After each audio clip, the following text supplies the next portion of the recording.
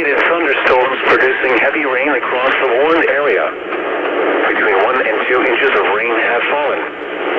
Flash flooding is ongoing or expected to begin shortly. Hazard, life-threatening flash flooding. Thunderstorms producing flash flooding. Source, Doppler radar.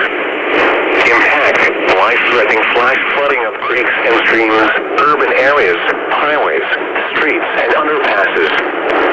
Some locations that will experience flash flooding include Gladden and Aguilla. Turn around, don't drown when encountering flooded roads. Most of flood deaths occur in vehicles.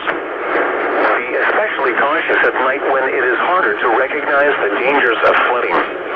Excessive runoff from heavy rainfall will cause flooding of small creeks and streams, country roads, farmland, and other low-lying spots. Repeating, a flash flood warning has been issued until 4 a.m. Mountain Standard Time Friday for the following counties in Arizona: La Paz and Maricopa.